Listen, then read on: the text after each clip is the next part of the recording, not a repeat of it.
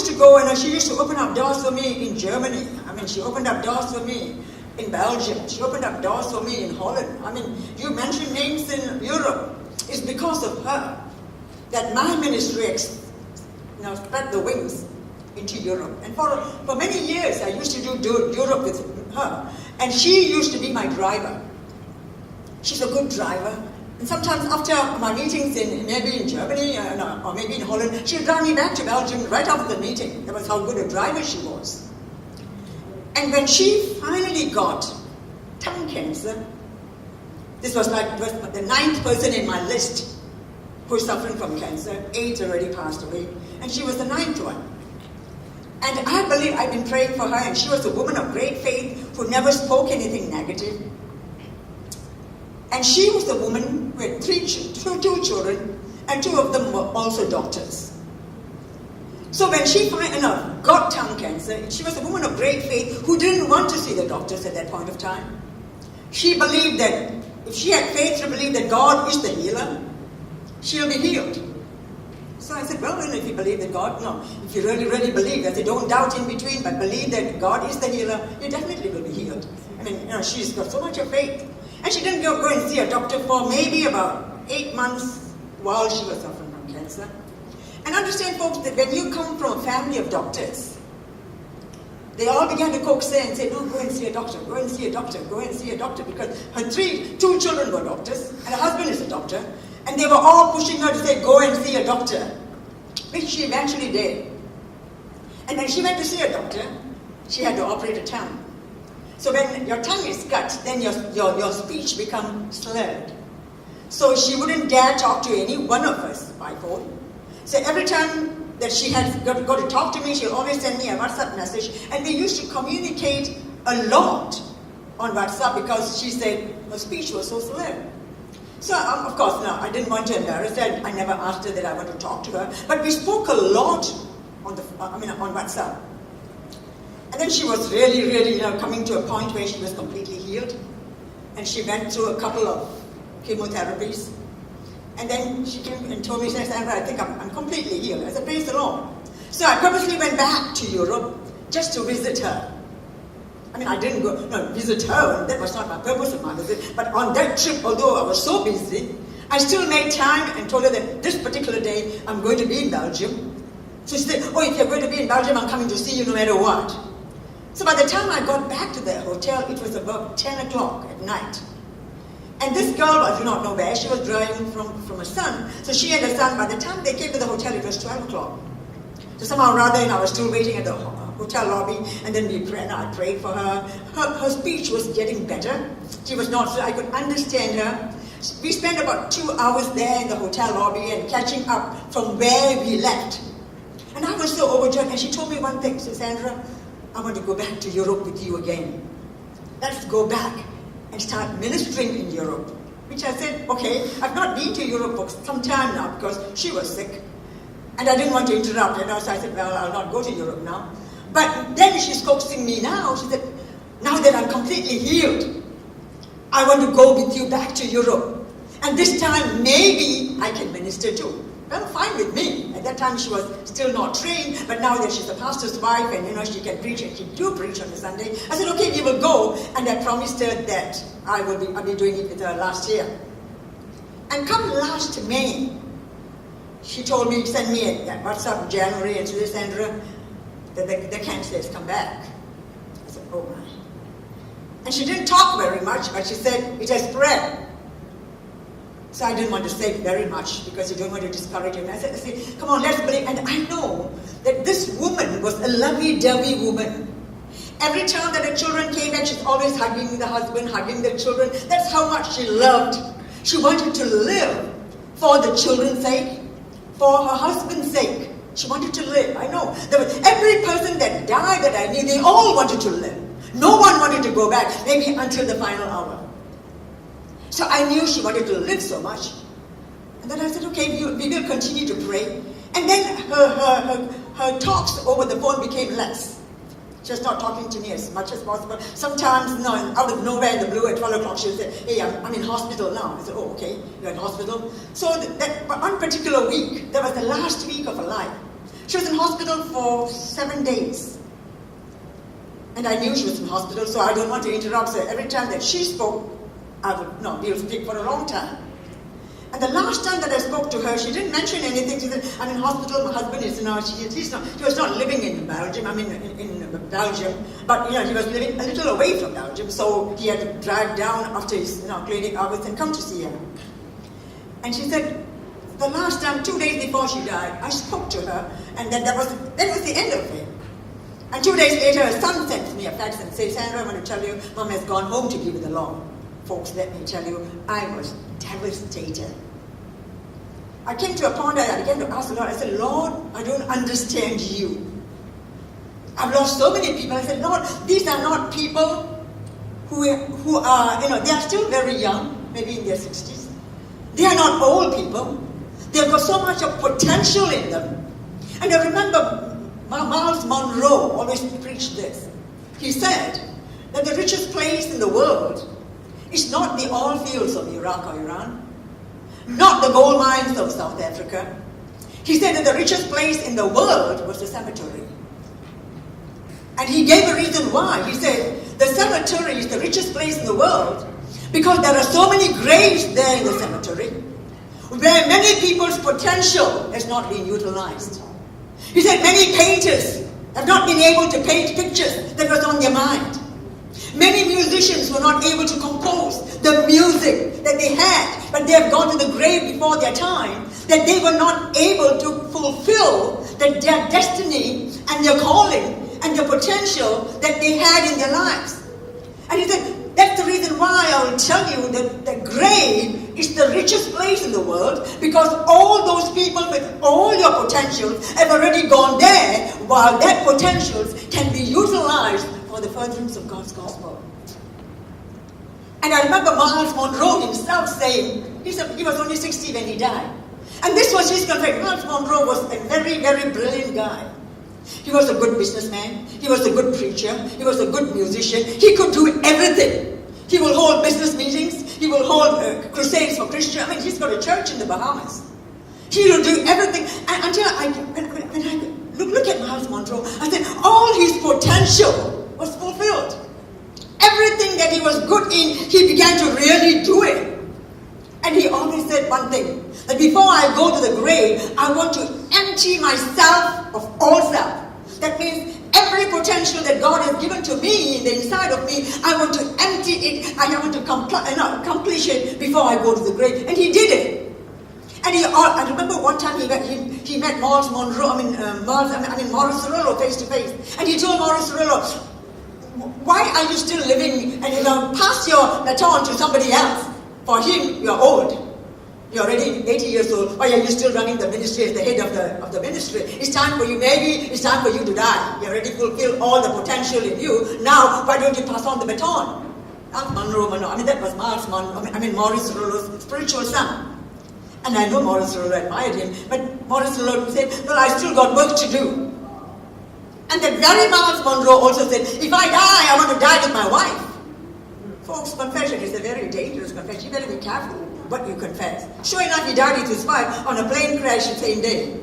So here, when that words of Miles Monroe, that the richest people on the world is people in the cemetery. And I said, Lord, these people have not fulfilled their potentials. You have given them so much, but none of them has really fulfilled it. I know they were good so far, but there's so much more to fulfill, and these people can fulfill. They had a desire to fulfill, but they've all gone to the grave. And I began to listen to what Miles Monroe said, and I said, Lord, Miles Monroe's statement is a fact. The grave is the richest place on the face of this earth. And I was so devastated, really questioning God. I said, God, I need to get a proof of your love. When you are so devastated, you got all kinds of questions. You can be a mature Christian. You may be on your way to heaven, but when these things happen, he said, Lord, what's happening here? And the Lord began to give me a scripture. He gave me John 3:16. To me, John 3:16, it speaks of your love, for God so loved the world. It speaks about the cost of salvation. That he gave his only begotten Son, the cost of salvation. That whosoever believeth in him, the condition of salvation, shall not perish, but shall have everlasting life, the consequences of salvation. So he began to give me a revelation as I began to meditate on that scripture.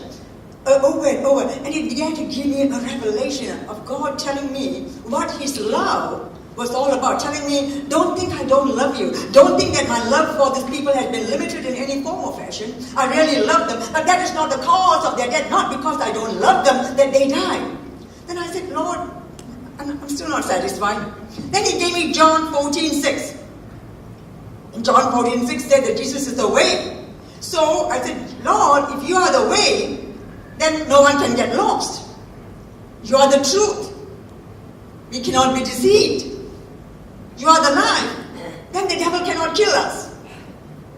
And like God was silent. I said, Lord, I know you're giving me all the scriptures to give me a revelation. Then I was still questions running through my mind. And the Lord asked me to turn to John 14:12. It says that if I go and prepare a place for you, I will come back again. Talks about his return, his imminent return, that Jesus was going to come back and receive you to myself. Speaks about the reception that you and I are going to get when Jesus returns. And where I am, there you may also be.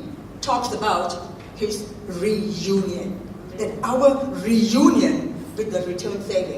Now here, God was trying to give me the scriptures to kind of cause me to get a revelation that these people did not die because of his lack of love. That his love was still very consistent. So when I began to get a revelation of this, so in Europe, they don't bury a person when they die. All of my friends who passed away, it took them 2 weeks, sometimes 3 weeks to bury the dead. So this girl, it was like, I was hesitating. Should I go to Belgium for the funeral? I mean, the husband was talking to me. The son was talking to me. Now, every day, every other day, I said, what's happening? He said, well, so I said, give me some pictures of your mother. So this boy in the funeral home sent me pictures of his mother. He clicked. And I saw the mother lying down there. She didn't look dead. She looked like a person alive, but in a sleep. And then all of a sudden, the husband tells me that one of the members of the church has told the husband that your wife will rise up from the dead. I said, no, come on. I said, are you sure she wants to rise up? Somebody has got a revelation that she's going to rise up from the dead. So the husband, I think, has kept the body for a little longer, thinking that she will rise up from the dead. She didn't, the body looked so good. And maybe 2 weeks passed by, and then by the time they would arrange all that, whatever program and all that. And finally the day came, the husband couldn't wait for the body anymore. The program was all ready, so the funeral took place. And the husband was a little confused, and he wrote back to me and said, Sandra, God says that he's going to raise her up, but why didn't anything happen?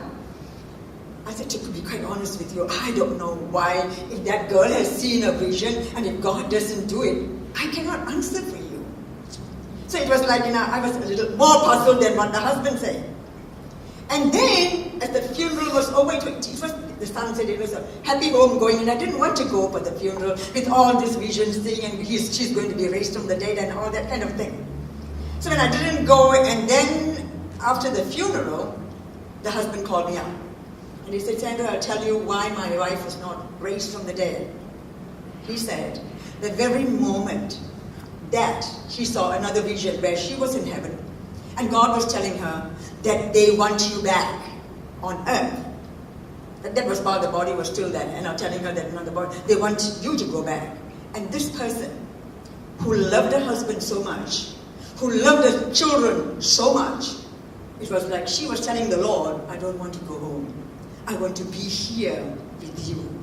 Folks, God gave me a revelation that the love of God is so overwhelming that when you and I come to experience that love, there's no turning back. Because there's no other greater love than God's love for each and every individual, that no human being's love can be compared to that finite love of Jesus that He has given His life for you. And that gave me a great revelation. Folks was like, yeah, Lord, now I understand. And the husband began to talk to me. I said, yeah, now I understand. Maybe when she came into the presence, when her spirit was caught up there in the presence of God, I mean, that whole atmosphere must be so overwhelming for her that she never want to come back again. That her husband's love or her children's love cannot be compared to the love that God has got for her. And that was when I really got a revelation. How much, when he gave me John 3:16 and John 14:6 and John 14:2, I began to understand why God only gave me these 3 scriptures to give me a revelation to explain to me that his love changes not. Folks, when you begin to get a revelation of God's love for you, and let me tell you what happens to you, that God becomes your number 1 priority in your life. Amen. Nothing else will be able to take that place of God in your life. You see, when God becomes a reality, then you know, hey, the God that I serve is alive. The God that I serve is a prayer answering God.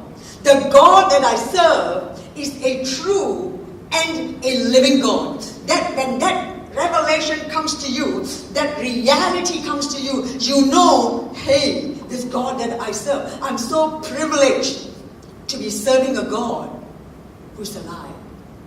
Now there are many people in this world serving gods that are not alive and still so ardently worshiping the Lord. You and I are so privileged this evening that we know Jesus as our personal Lord and Savior. Folks, what's actually happening is that you and I need to come to a place. I entitled my message this evening, entering into God's rest. If you understand God's love for you, you will come to a place where you will enter into his rest. The reason why many of us are not getting anything apart from not having faith is we are not entering into his rest. Instead of becoming covenant-minded, we become circumstances-minded. We are not looking at the covenant that God has given us. I always call this the constitution of God. We are not looking at that covenant. We are not becoming covenant-minded people. Rather, we are looking at the circumstances of what is happening, that we become circumstances-minded. And that's the reason why God cannot be your number 1 priority. Are you getting me, folks? That we are so circumstances-minded. When this happens, we go by this circumstance. When this happens, we go by it. Then God's covenant with us is completely forgotten. I mean, although we know, we babble about all the covenant that God has made with us, but when we come to a situation, life and death situation, then we become covenant-minded instead of we become circumstances-minded instead of becoming covenant-minded. That's where you and I tend to lose the promises that God actually made in this constitution. Maybe this evening, when you really get this word, I pray today that you will take this book literally and become covenant-minded and not circumstances-minded. Because many times, when you look at your circumstances will always frighten you. That's exactly what Jesus told the father of the mute boy. Remember the book of Matthew?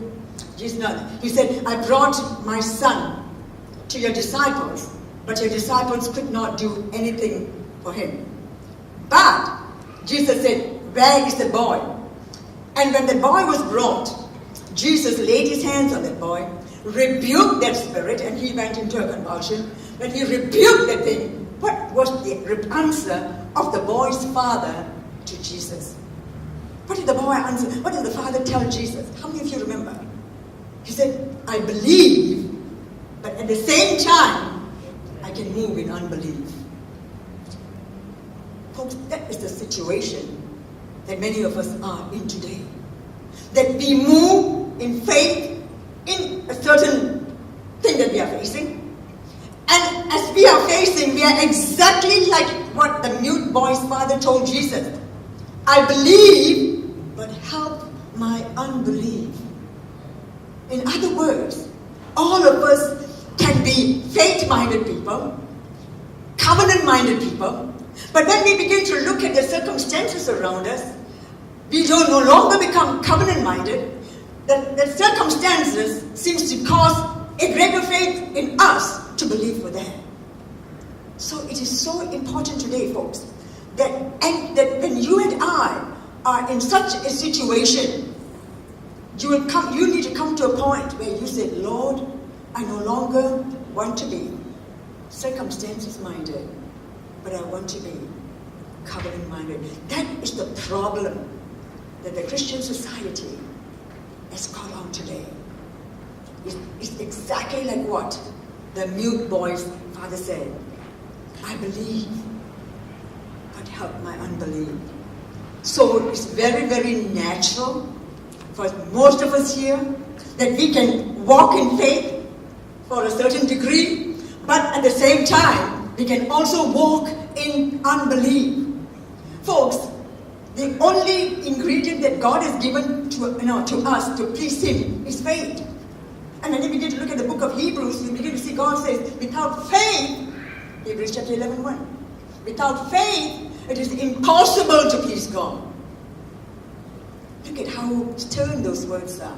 Without faith, it is impossible to please God. But look at yesterday's occasion where I told you how the woman with the issue of blood came to Jesus. The law was binding her. But here when she began to believe in faith, she put her circumstances behind her. The circumstances was the law will not permit her to get to Jesus, but she began to be covenant-minded. The healer is here, therefore the law forbade me to go to Him, but I am not going to look at what the situation is. I'm not going to look at how people are going to resist me, how they are going to reject me, but I am going to be a faith-minded woman, and I am going to walk out in faith. And so much so, when she walked out in faith, the crowd couldn't see her. When you begin to put faith in action, then God is there to carry you through. Are you getting me, friends? Because now I came to a point, 2 years ago, I said, Lord, I need an explanation. I cannot go on like that. I need to give people an answer to this question. Why? Now, these people are not unbelievers. But why are they dying like that? And even the question raised in my head, there are so many wicked non-believers here. Why aren't they going off fast? That is a cruel way to think. You see, they need to get saved. That's the reason why you begin to see people doing all kinds of things. They are doing the most unruly thing, that they're doing the most wicked thing, and yet they are alive. Because our God that we serve is a compassionate God. Amen. He is so compassionate. His love is beyond compare. That He, no matter how wicked you are, He still wants you to be saved and have an opportunity to get saved before you die. That is how compassionate our God's love is for the world. That's why John 3:16 said, for God so loved the world, He gave His life not only for Christian believers, He gave His life for every non-believer, so that they will know Him and come to know Him as their personal Lord and Savior. And you begin to look at Mark 11:28. It says, come to me, all you who labor and are heavy laden, and I will give you rest. Take my yoke upon you and learn from me, for I am gentle and lowly in heart, and you will find rest in your souls. You will find rest in your souls. God is telling you, come unto me. When you are so full of burden, when you are so full of agony, when you are so full of pain, the Lord Jesus here is giving you an invitation. He's saying, all those of you are weak and heavy laden, come unto me. What is He telling you? Come to me so that you will find rest in me. You cannot find rest in just pouring it out to somebody else. They will just listen to you and say, I'll pray for you. But folks, what the Lord is telling you now, come unto me. Telling you and I, when you are in a situation that you are so in pain, so in turmoil, turn on. And here you're so struggling. Lord, give me an answer. This is my loved one. I cannot just live without them. Your pain and your agony is so much. Jesus was in agony when he was on the cross. He understands your agony. That's why he's telling you and I today, come unto me, all you that labor and are heavy laden. He's inviting you this evening to enter into his rest. Folks, many times we don't enter into that rest. What we do is we sit down there and sit worrying and talk about it. A million people worry and worry and worry about it, and we are not entering into his rest. Maybe it's time for you and I to come to a place of quietness and tell the Lord, Lord, this is my problem. Lord, I'm going through this. Tell him the truth. I find it so difficult to go through this area of my life. And Lord, the only thing that I want to do this evening is I want to enter into that rest. He's giving you an invitation. Come to me when you are in this situation. When you come to me, you'll be entering into the rest. Now, how do you come to the place of rest? I'm telling you to enter into this rest, but how do you come to that place of rest? I want you to turn with me to Hebrews chapter 4. It says here, for indeed the gospel was preached to us as well as to them, but the word which they heard did not profit them, not being mixed with faith in those who heard it. For we have believed, do enter that rest, as he has said, so I saw to my wrath, they shall not enter my rest. He said, they heard the gospel. They can hear the gospel, but the message that they heard, they did not mix it with faith. You see, you can hear many preachers come here and preach over and over and over again. That's the reason why sometimes I always turn my message into a storytelling scheme. So when you begin to really preach one by one from one scripture to another, people get bored and they tend to forget you. But then you begin to narrate a story. You give the message in a story form. People will grasp the story, and people will remember that story. I find it, over my years of experience, that when I change my sermon into a storytelling episode, people seem to enjoy it more. They seem to be getting a revelation more, and the message seems to be coming to them clearer than when you go 1 step, 2 step, 3 step, 4 step. So sometimes I don't feel like giving them in a point form, but rather I go in a narrative form. Then when I tell a story, they say, yeah, now I understand, because I was a storyteller. So when you change that whole sermon into a storytelling, of course I cannot do that in a Bible school. Bible school, you have got to go back point by point, making sure that everything that you speak, you need to be supported by the scripture. But when you're preaching to a crowd and then there are many non-believers there, they don't understand what you're talking. But every time that I saw, when I changed my sermon into a story, became Alibaba telling a story, they seem to enjoy that story, and that story seems to remain in their mind. Like when you read a storybook, when you look at something on TV, that will catch your attention, and that will remain on your mind. How many of you know what I'm talking about? So many times I would change my sermon into storytelling, and I feel that people hear that easily. They are interested in the story, and then you know what they will do? I'll just say, in this scripture, like yesterday I told you about Samson. I said, okay, in the book of Judges, you'll go back and find for yourself, because I told you the story. I may have missed something in that story. You will go back and read that book of Samson. You will go back with a particular scripture in the chapter where I spoke about, and then I think it was chapter 14, and you will go back and read the story for yourself. Are you getting me, friends? So here, the writer of the book of Hebrews is saying, yes, the message was preached to them, but they didn't find it profitable because they did not mix that word with faith. So you can hear anything here today, and if you just receive it and take it in this year and let it out in the other year, the scripture is not going to work for you.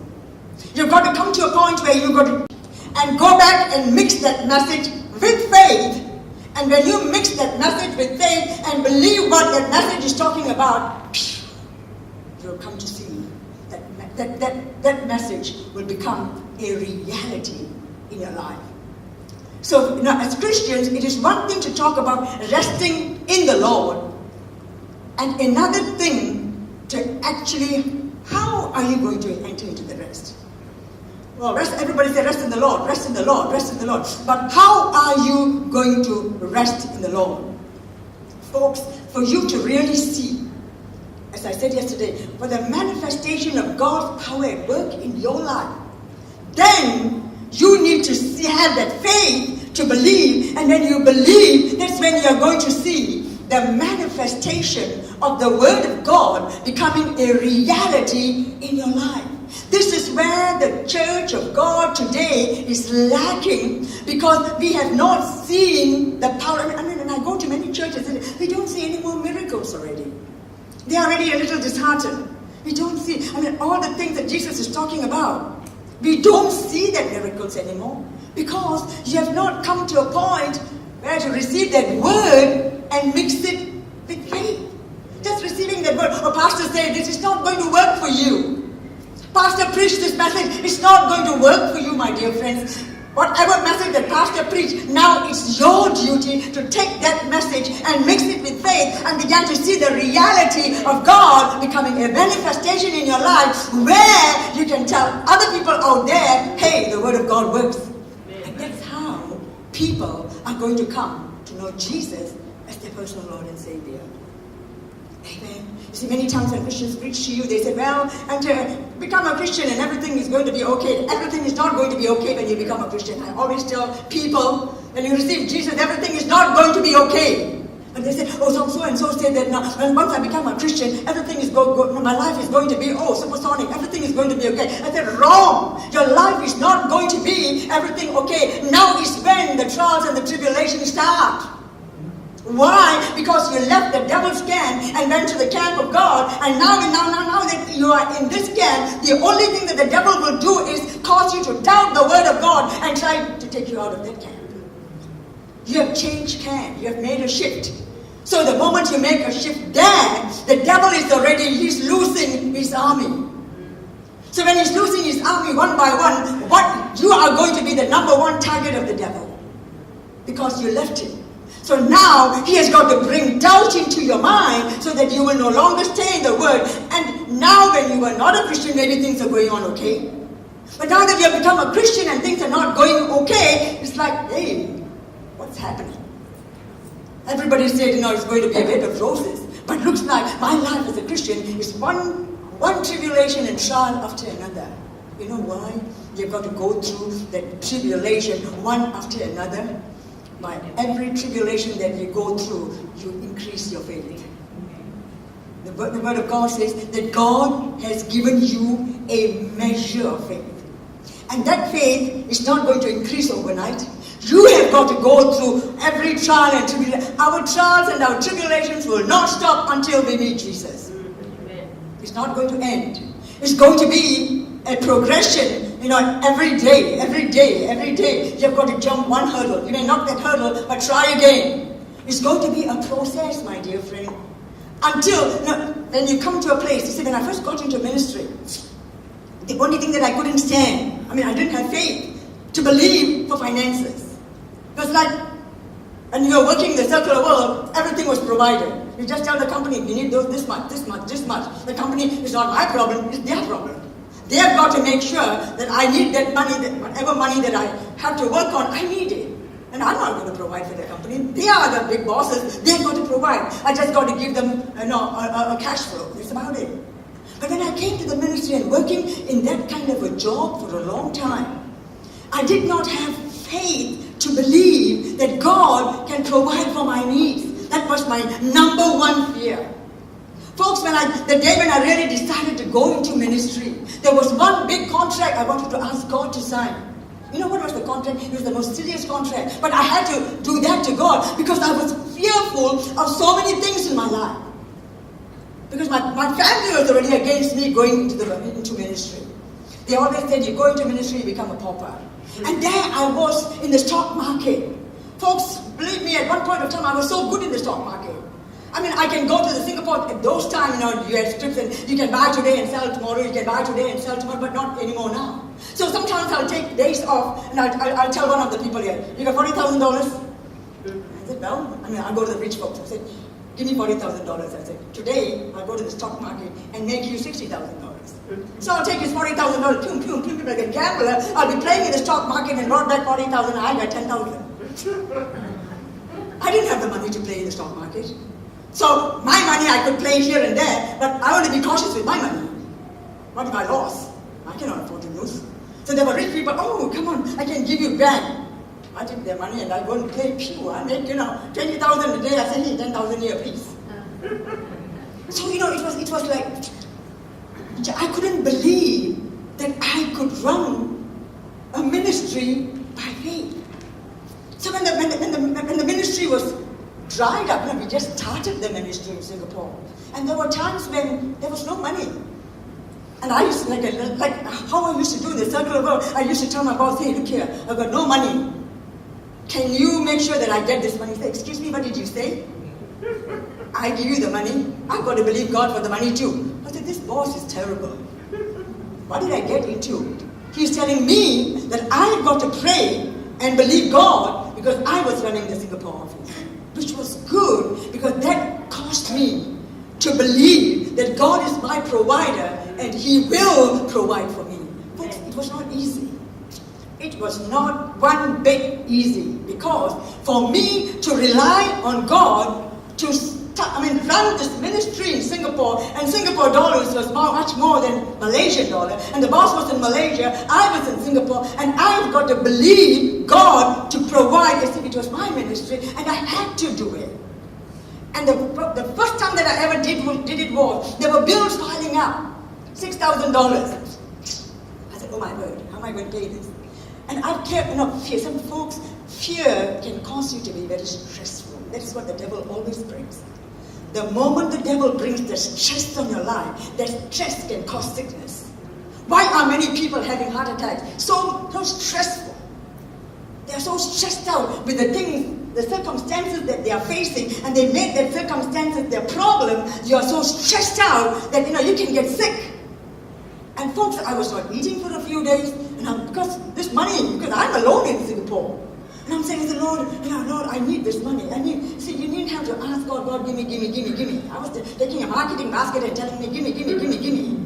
All I need to do is, Lord, I thank you that these are the bills that I need to pay. And Lord, I believe you that you will bring me back and not put me into an embarrassment or a shameful situation. Oh, that's all I need to say. But I was praying, begging, pleading. I tell you, I was doing everything. Finally, it was the final day. That was the last day. I took the Bible and I put it down and I stood on the Bible and said, Lord, I'm standing on your promises. Literally. I thought maybe my prayers are not enough. Been praying every day for 2 weeks and nothing happened. I said, now take this Bible and put it on the floor. And I stood on the Bible and said, Lord, I'm standing on your promises. I said, did you hear me? It was kind of silent, and only what I heard was a knock on the door.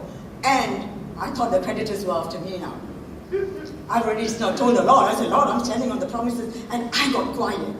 I wanted to evade the creditor who's coming after me. I said, no, I'm not going to answer. They said, Sandra, we heard your voice. And I opened up the door, and it was one of the Bible school students that I was teaching. She throws me a check. Sorry, 2 weeks ago I wanted to give you this check, I forgot. I said, I'll squeeze you now. I've been praying for 2 weeks. And only now, I completely forgot. I said, do you know, when I was praying, I said, you put me under a lot of stress. I would have been free of all the stress if you would have just told me that 2 weeks ago. You see, every time that you pray, God answers your prayer. That brings me back to the book of Daniel. What happened to Daniel? Remember, Daniel was fasting for 21 days? And he was fasting and praying. And it took him 21 days for that prayer to be answered. What was the reason that Daniel's prayer was not answered? Folks, every time that you begin to pray for a certain situation, there is always more in the heavenlies.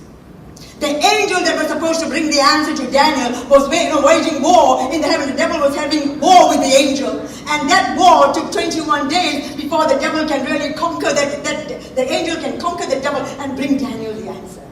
So, if you don't receive answers to your prayer today, I want you to understand that delays are not denials. If that prayer has been delayed, don't get hasty and don't get stressed out. That is the devil's way of taking you off the can that you are in.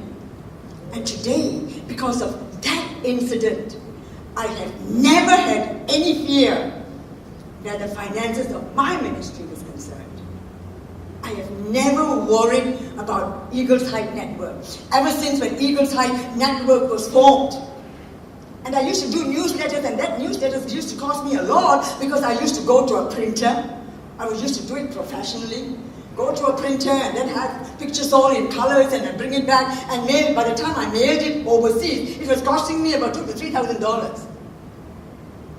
And I remember trying to think and said, well, may I put it here?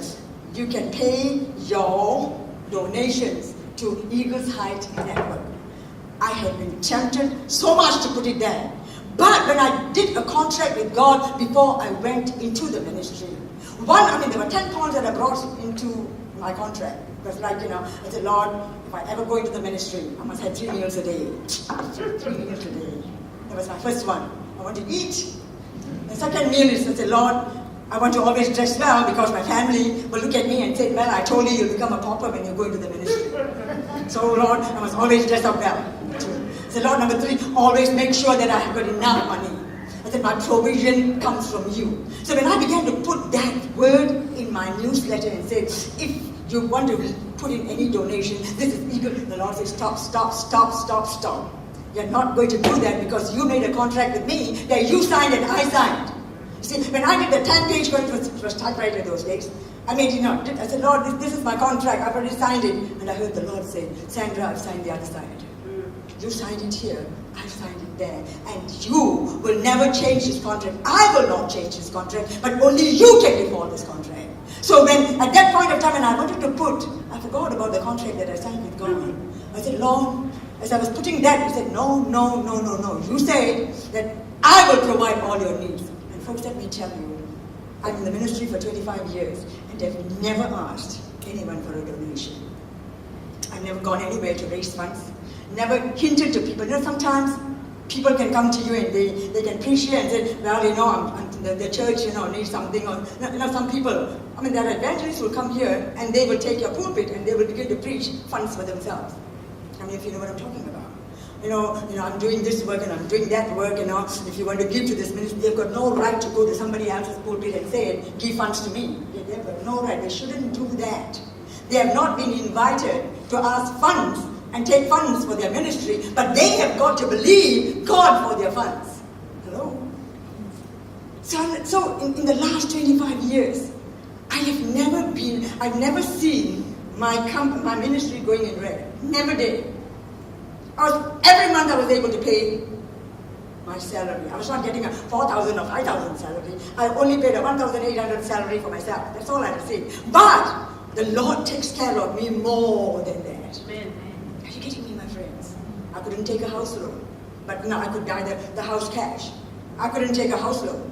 A car loan, because now I don't have. If I show my 1,800, I think they're going to give me a car loan. No way. So I've never taken a loan in all my life. Even when I was in the circular world or in the ministry, I've never gone to the bank and said, you asked me how to take a loan. I do not know. I've never taken a loan. Never did take a loan. But God has simply provided everything because I can pay everything cash up front. And I was thinking of buying a car. I was not having a car for a long time. And I didn't know that when I was working in the former company, I had already bought some shares there. Not even very much. I think that was the last investment that I had when I left the ministry, and I completely forgot it. Maybe 5 lots or 6 lots. And when I bought that lot, it was about $2.50 a share. Those days I was working. And I forgot about the share, and I was traveling here, traveling there. I said, Lord, I want a car, okay? That's all I can tell. I said, where can I tell him? I said, Lord, please, I need a car, okay? So every time that I got my bills there, I'll take the bill and say, Jesus, I have a bill. I've got bills to pay. Because You called me to the ministry, you must be my provider. If you said you're my provider, then I've got to show my bills to you. I can't go and ask anybody. And then this guy, I told the Lord, I said, Lord, I need a car, okay? You need to bring that money to me. And so I was praying. He said, did you ever look at your stock market and see how much that share has gone up? I said, no, Lord. He said, take the papers and look how much it has gone up. I took the newspaper, that shares has gone up to $7.50 per share. So I said, wow.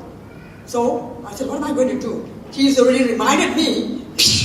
The moment I left the place I was preaching, I went back, I called this in a broker and said, hey, look here, can you please sell this shares for me? She sold that share, I think, for $50,000 or $60,000.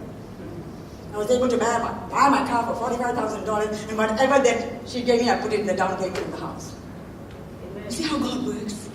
So when you really rest in Him, you'll begin to see God working things out for you in such a manner there's no pain, you needn't have to be so frigid. Oh Lord. All you got to do, I was just resting in Him. So Lord, I need a car, I really think I cannot be taking a taxi, because take a taxi, you go to point A, point 2, point C, point D. By the time I pay the taxi fare, it's already $100 a day. I said, I cannot do this, Lord. That is very expensive. I don't want to waste the money in the ministry, but Lord, you need to give me a car. I just say that. And then 2 days later, He reminds me, hey, did you check the share? Folks, this is what I'm talking about. Resting in the Lord. Rest means having confidence, trust, and reliance on God.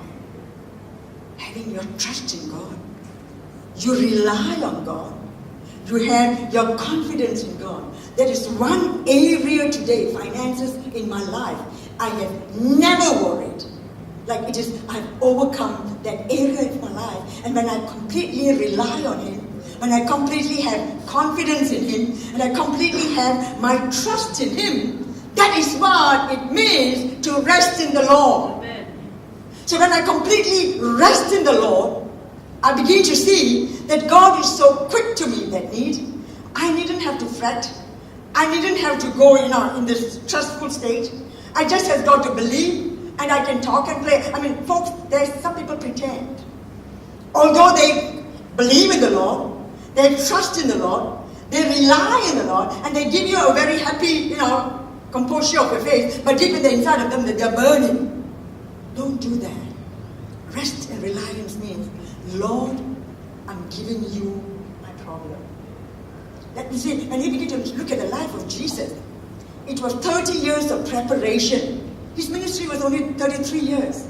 30 years of preparation and 3.5 years of application. And that's the reason why he was so very successful in his ministry, and he emptied himself of all self. And you begin to look at the book of Philippians. The book of Philippians says that Jesus emptied himself of all self. And I began to look at that word, from the Greek and Hebrew, and that word used there was kenosis. Kenosis means that Jesus emptied himself of every potential, every gifting, every talent. In the 3.5 years, he gave it all and accomplished everything, and only the Spirit of the Lord was in him. Complete emptiness. Because in the 3.5 years, he achieved so much. He completed his journey. He completed whatever God has told him to do, because he was constantly relying on the Father. He was constantly trusting the Father. So, here when you begin to really enter into that rest today, folks, you'll begin to see that God will become so real that every time that you have anything, you can just go to Him. Like you have got a companion. He's a friend that's closer than a brother. He's the one who cares for you. But you and I have come to a place where we begin to fret and worry, and we don't even want to share our problems with God because our faith has dwindled. Today having faith, tomorrow unbelief. Today having faith, tomorrow unbelief. The book of Hebrews chapter 11 verses, without faith, it is impossible to please God. For he who comes to God must believe that He is, and that He is a rewarder. He is a rewarder to them that diligently seek Him. So now today, early morning when I go for my workers, I bring all my requests. Lord, I thank you. I thank you that you're doing this. I thank you. I mean, those things that are not, call them as if they are. You've got to call those things that are not as if they are. And that will give you in your back. That I am calling forth those things that are not as if they already exist and established. So you just begin to thank the Lord. So when I begin to thank the Lord in different areas, folks, I didn't have to do anything but completely rely on the Lord. Complete reliance, complete trust, complete confidence.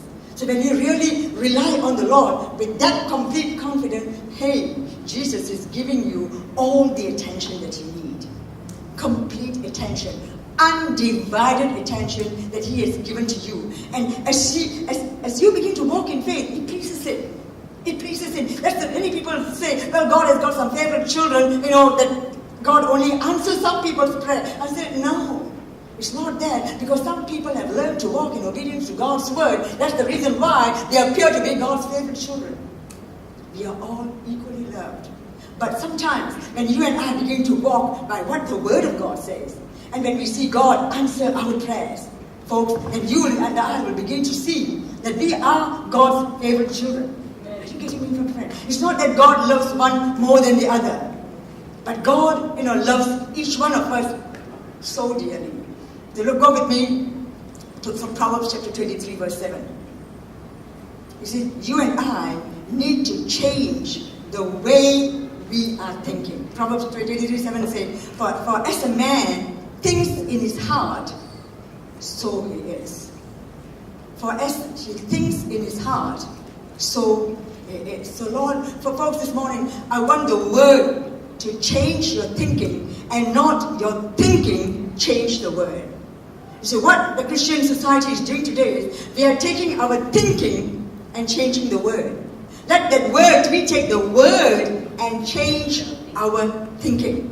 When you take the word and change your thinking, then you'll begin to realize that this word becomes alive. So very much alive. See, because of the depth that I saw going through, and I began to really ask God, and God was bringing me all this revelation. And another thing that I want to go with me, Romans chapter 4:17. Calling those things that are not as if they are. In other words, let our confession agree with what we believe. When you begin to take that confession and agree with what you believe, then you will begin to see that confession will manifest itself.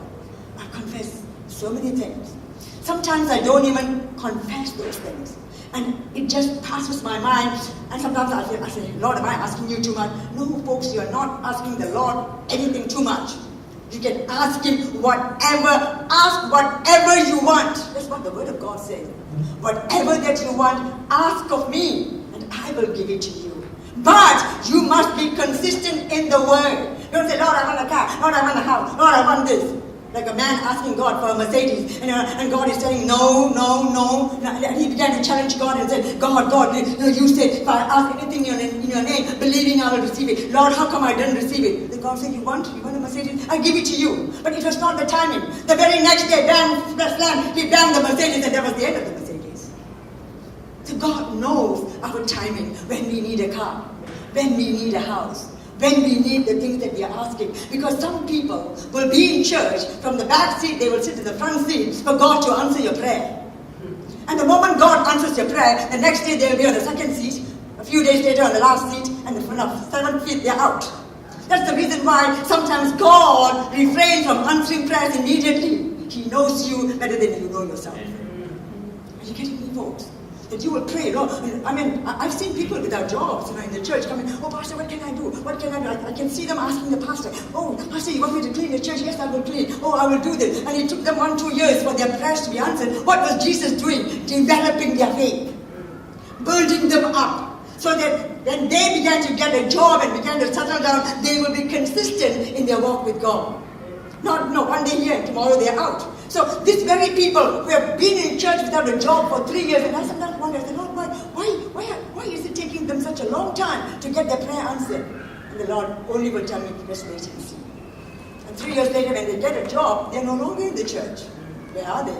First row, then second row, then third row, fourth row, and out they're gone. Never saw them in church. That's the reason why God sometimes has to stop you for your prayers to be answered immediately, because He knows you. He knows your mentality. He knows your growth. He knows your maturity. He wants you to come to a point where you'll be totally, completely matured and trusting Him. You are matured. You're no longer a little boy.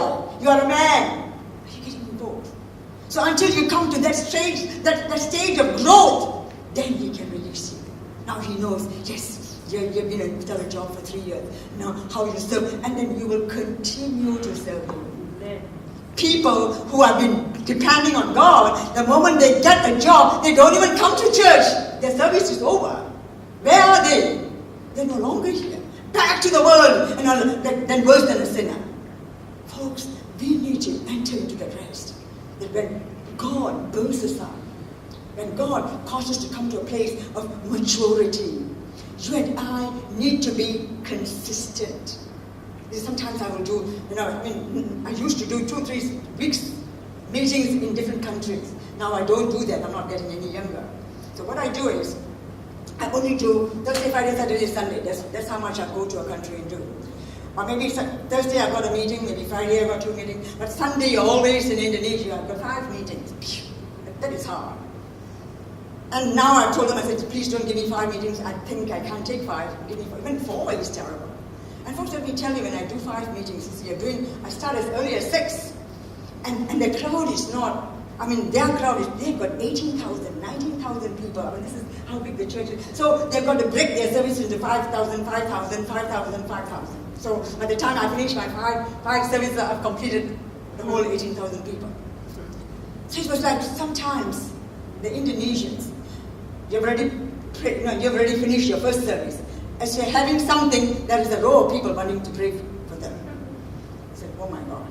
So sometimes I can't pray very much. I said, please, I don't think I can pray, but by the time I go, the next service is coming in. So you know what people do? The last service, they'll call me for a dinner. Oh, come, Ibu Sandra, I'm giving you a dinner. But in that dinner, they've got 10 people to be prayed for. So I always tell them, this dinner is not free.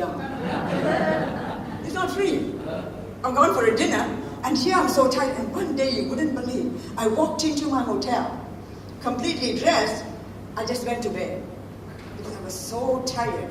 At the dinner break, do you know I slept in this dress the whole night? The next morning when I got up, I said, I'm still with my shoes on the bed. I said, golly, that means how tired I must have been. So it's just like, folks, there are times in a place, in your life where you find that you cannot expend yourself. Tell them, don't expend yourself too much. If you're a young lad and a young woman of 16, I say, go ahead, you can do it. But when you grow older, you cannot do it anymore. You need to give yourself a break and say, so one day I was telling, I said, Lord, you know something? I'm so tired. I really had to tell the Lord. I said, Lord, I'm so tired. So I was walking into my hotel room. I said, Lord, I'm so tired. He said, I didn't ask you to do this. Huh? I said, I didn't ask you to do 5 services a day. I know your capacity. I know your capability. Why are you pushing yourself? Have you got so much of pride that you think you can do it? I said, you didn't ask me to do it. He said, I said, okay. So now I cut it off to 3. The Lord told me that He didn't ask me to do 3. He didn't ask me to do 5. He said, I know your capacity.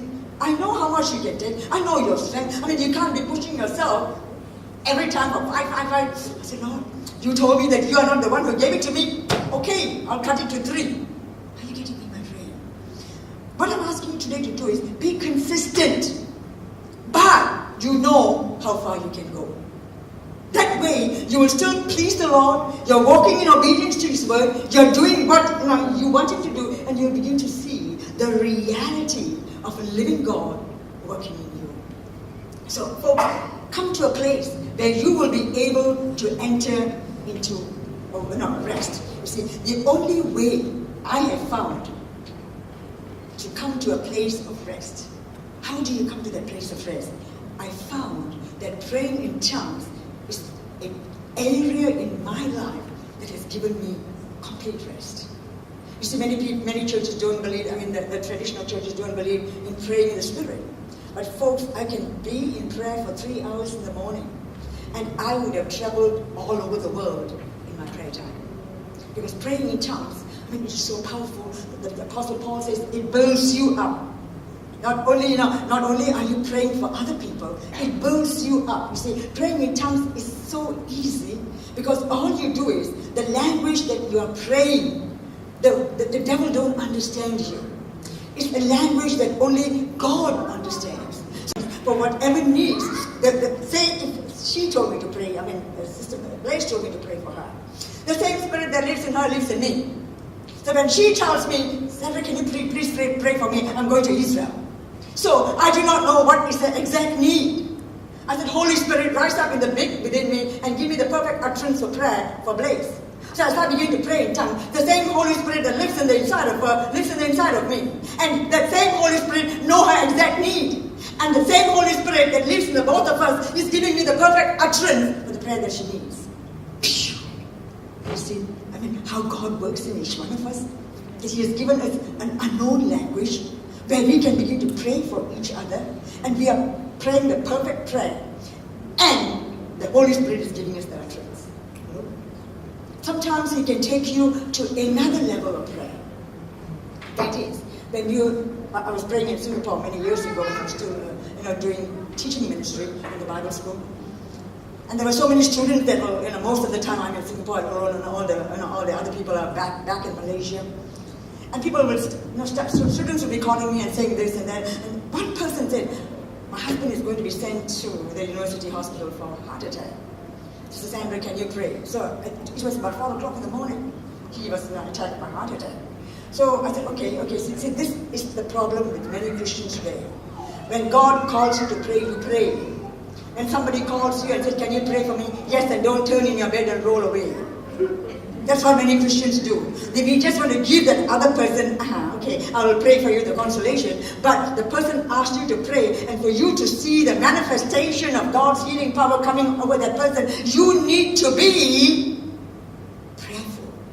When a person tells you, if you cannot do it, better tell them no. They can look for somebody else to pray for them. So when this person told me to pray, it was like, oh my. I was praying, I started off, and folks, I thought I was going to go through a heart attack. I was having heart pain. I was rolling on the floor, holding my heart. You see, as I am praying for the person who is going through the heart attack, I am taking over his problem. Are you getting me, folks? I mean, I was praying, for maybe 3 hours. It was intense pain. I was praying, and as I'm praying in the Spirit, I'm groaning in the Spirit. Oh, because the heart is painful. I'm taking over that person's, whatever that he's going through, I'm taking it over, and as I'm praying, I'm groaning in the Spirit because I'm going through, taking over that pain that he has taken. And then a few hours later, I asked her, I said, how? So until I got a breakthrough, I said, how's your husband feeling? She said, I tell you, ever since I asked you to pray, he was not such calm. I said, I took over. Are you getting me, my friend? That's the reason why praying in tongues is so important. I always find, now entering into the rest, when I begin to pray for certain individuals in tongue, hey, the prayer seems to be answered so fast. Like there was a pastor in Singapore who called me from Rick Stevens' church, and he said, the wife called me and she said, my sister-in-law is going for surgery. She had thigh cancer. And she said, the doctor said in a university hospital that they're going to take over of the leg and take the flesh from the leg, the muscles from the leg and put it in a thigh and give her an artificial limb. So she said, why don't you pray for her? This is a very serious operation. Of course, when I took over that commitment, I started praying in tongues. I said, Lord, take away the pain, take away all the weariness from the patient and the husband. I said, Lord, let them not come to a place where they are so fearful of the surgery, that they are so doubtful what is going to be the outcome of the surgery. Lord, I pray that they will enter into your rest and handle this whole problem to you, Lord. And that was my prayer. And I said, Lord, I thank you that even as this patient is going to go through the surgery, she will not go in fear, but she will have the confidence to believe that you can take over the surgeon's knife and do the surgery in that hospital. And I pray you exceedingly abundantly, more than you and I can ever understand or comprehend. Then we have totally entered into that rest. And Amen. You and I, folks, entering into its rest means telling God, this problem is no longer mine. This problem is yours. I'm handing it over to you because I cannot do anything. I can only pray. I've done my part. Now you do your part. So, she said, oh, the husband was okay. She's okay. She seems to be calm. But no, I've never spoken to her after that. So I do not know what's the result. But the surgery went on well. And the doctor even brought another person who did the same surgery to parade in front of her to say, hey, this is how you will be. No big deal. So there was such a calm that came over her and she went through that surgery. Are you getting me, my friend? That you and I need to come to a place of entering into the rest of God. Oh, 10 o'clock already. So fast. Let's stop here. Father, in the name of Jesus, we thank you.